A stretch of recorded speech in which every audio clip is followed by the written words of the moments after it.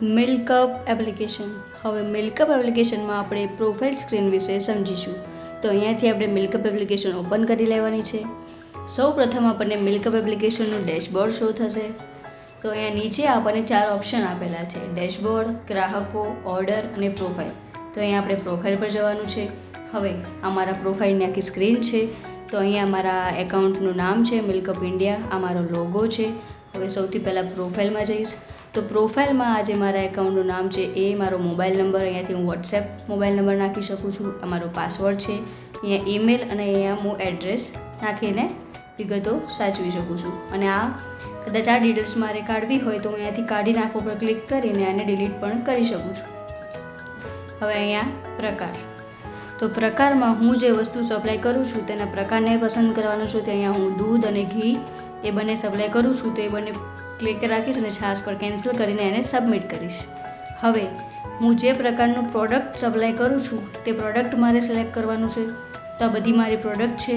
તો અહીંયાથી મારે અમુક રદ કરવી હોય તો અહીંયાથી રદ કરી શકું છું અને કાઢીને સબમિટ કરું છું. તો મારી એ પ્રોડક્ટ થઈ જશે. હવે સમયગાળો. આ સમયગાળામાં અહીંયા સવારે ઓર્ડર આપવાનો સમય અને સાંજે ઓર્ડર આપવાનો છેલ્લો સમય. તો આ એ ઓર્ડર છે કે આટલા વાગ્યા સુધી હું મારા ગ્રાહકને ઓર્ડર આપવાની મંજૂરી આપું છું. અને આ જે સમય છે એ હું મારા ગ્રાહકને કેટલા વાગ્યા સુધી ઓર્ડર પહોંચાડીશ એ સમયગાળો છે. તો અહીંયાથી એ મારે સમયગાળા નક્કી કરી લેવાના છે કે હું 12 વાગ્યા સુધી સવારે ગ્રાહકને ઓર્ડર આપવાનો ટાઈમ આપું છું અને હું એમને સવારે 5 થી 8 વાગ્યા સુધી ઓર્ડર પહોંચાડીશ. તો અહીંયાથી હું સબમિટ કરીશ. બાકી વિનંતીઓ. તો બાકી વિનંતીઓમાં જઈશ. હવે કોઈ ગ્રાહક મારા સ્કેનરની મદદથી મારી સાથે જોડાય છે અને કોઈ ઓર્ડર્સ નાખે છે તો એ મને બાકી વિનંતીઓમાં દેખાશે. હવે ડિલિવરી બોય. તો આ બધા મારા ડિલિવરી બોયઝ છે. તો અહીંયાથી મારે કોઈ નવો ડિલિવરી બોય ઉમેરવો હોય તો અહીંયાથી ઉમેરી શકું છું. તો નવો ડિલિવરી બોય ઉમેરીશ. હવે એ ડિલિવરી બોયનું ઈમેલ આઈડી હોય તો હું અહીંયા ઈમેલ એડ્રેસ નાખીશ. એ જરૂરી નથી કે ઈમેલ આઈડી નાખવું, એ મેન્ડેટરી નથી. તો મારી પાસે એનો ઈમેલ આઈડી નથી તો હું અહીંયા નથી નાખવાની. હવે અહીંયા મારે એ ડિલિવરી બોયનો પાસવર્ડ ક્રિએટ કરવાનો છે. તો એનો પાસવર્ડ ક્રિએટ કરીશ, જે આ ડિલિવરી બોય આ આઈડી અને પાસવર્ડથી એનું ડિલિવરી એપ ઇન્સ્ટોલ કરી શકશે અને મારા સાથે જોડાઈ શકશે. તો અહીંયાથી હું પાસવર્ડ ક્રિએટ કરીશ, ડિલિવરી બોય ઉમેરો પર ક્લિક કરીશ. તો આ ડિલિવરી બોય ઉમેરી ગયું છે. હવે અહીંયાથી હું આ મેન્યુઅલી ઉમેરો પર ક્લિક કરીને પણ જે મારે કોન્ટેક્ટ લિસ્ટમાં ડિલિવરી બોય નથી એને પણ હું અહીંયાથી નામ, મોબાઈલ નંબર, ઈમેલ અને પાસવર્ડ નાખીને ડિલિવરી બોય ઉમેરી શકીશ. હવે ભાષા. તો અહીંયાથી મારી પસંદીદા ભાષા પસંદ કરવાની છે. તો અહીંયા ગુજરાતી, ઇંગ્લિશ, હિન્દી આવેલું છે. તો અહીંયાથી હું ગુજરાતી પર પસંદ કરીને ચાલુ રાખો પર ક્લિક કરીશ. હવે બેંકની વિગતો. અહીંયા બેંકની વિગતો નાખવાની છે. અહીંયા મારા ખાતાનું નામ, અહીંયા ખાતા નંબર, IFSC કોડ, બેંકનું નામ, શાખા નામ, એ રીતે મારી વિગતો સાચવી લેવાની છે. આ બેંકની વિગતો જ્યારે ગ્રાહક મને પેમેન્ટ કરશે ત્યારે એ જોઈ શકશે. આ એના માટે છે. તો અહીંયાથી હું બહાર નીકળી જઈશ. હવે સેટિંગ્સ. હવે સેટિંગ્સમાં મારે અહીંયા મને 3 અલગ અલગ ઓપ્શન આપેલા છે. ઓર્ડર ચોક્કસ કર્યાની સૂચના. આ એવા છે કે તમે જ્યારે ગ્રાહકને ઓર્ડર વિતરણ કરો છો ત્યારે તમને પહેલાં પોપઅપ આવશે કે તમારે ખરેખર આ ઓર્ડર વિતરણ કરવો છે. તો જો તમે એ માગતા હોય કે એ પોપઅપ તમને દેખાડે તો અહીંયાથી તમારે ઓન પર ક્લિક રાખવાનું છે, અથવા ડાયરેક્ટ તમારે એક ક્લિકમાં એને ઓર્ડર પૂરો પાડવો હોય તો તમે આ પોપઅપ બંધ પણ કરી શકો છો. આવી રીતે આ સૂચના મેળવોનું પોપઅપ છે અને આ નવા ઈમેલ્સનું પોપઅપ છે.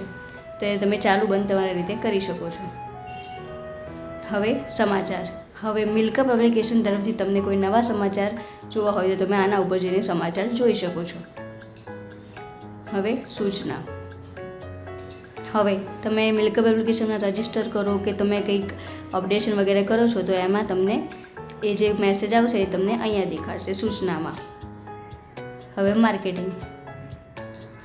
અહીંયા માર્કેટિંગ પર તમને તમારો QR કોડ અને તમારો વિક્રેતા કોડ દેખાય છે, જેને તમે આથી શેર કરી શકો છો તમારા ગ્રાહકને, જેથી તમારા ગ્રાહક તમારી સાથે જોડાઈ શકે.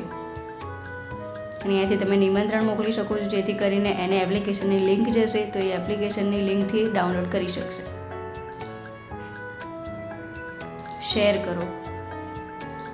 શેર કરો પર આવીને તમે અહીંયાથી નિમંત્રણ મોકલશો તો અહીંયાથી આ તમારો રેફરલ કોડ જે તે ગ્રાહકને પહોંચશે. આ રેફરલ કોડની મદદથી તમે અને તમારો ગ્રાહક બંને 1 થી 3 મહિના સુધી ફ્રીમાં એપ્લિકેશનનો લાભ મેળવી શકો છો. હવે રિપોર્ટ્સ. તો અહીંયા મારા બધા જ ટોટલ ગ્રાહકના બિલ છે, તો અહીંયા બધા જ બિલ મને એકી સાથે અહીંયા દેખાડે છે, તો અહીંયાથી જોઈ શકું છું બધા જ બિલ. અહીંયા મારી આ મિલકપની નિયમો અને શરતો છે અને ગોપનીયતા નીતિ, રદ અને રિફંડ નીતિ. હવે અહીંયા મારો સંપર્ક કરો. અહીંયા જઈને તમે તમારું નામ, મોબાઈલ નંબર, ઈમેલ અને તમારે જે કોઈ પણ સંદેશ મિલકપ એપ્લિકેશનમાં આપવો હોય તો એ તમે ટાઈપ કરીને અહીંયા મોકલી શકો છો. તમારી મદદ માટે મિલકપ એપ્લિકેશન તમારો સંપર્ક કરશે. હવે અહીંયા સામાન્ય પ્રશ્નો. સામાન્ય પ્રશ્નો. જ્યારે તમે મિલકપ એપ્લિકેશન ઓપન કરો છો ત્યારે તમને નાની મોટી સમસ્યાઓ આવી શકે છે, તો તમારી સમસ્યાનો ઉકેલ તમે સામાન્ય પ્રશ્નો પર આવીને મેળવી શકો છો. હવે એકાઉન્ટ કાઢી નાખો. અહીંયાથી તમે જો આ એકાઉન્ટ ડિલીટ કરવા માગતા હોય તો તમે અહીંયા કાઢી નાખો પર ક્લિક કરીને અહીંયા તમારો પાસવર્ડ આપવાનો છે. પાસવર્ડ આપીને હા કાઢી નાખો પર ક્લિક કરશો તો તમારું એકાઉન્ટ પરમનન્ટ ડિલીટ થઈ જશે. પછી તમે આને પાછું મેળવી શકશો નહીં. અહીંયા આ લોગઆઉટનો ઓપ્શન છે, તો અહીંયાથી હું લોગઆઉટ પણ કરી શકું છું.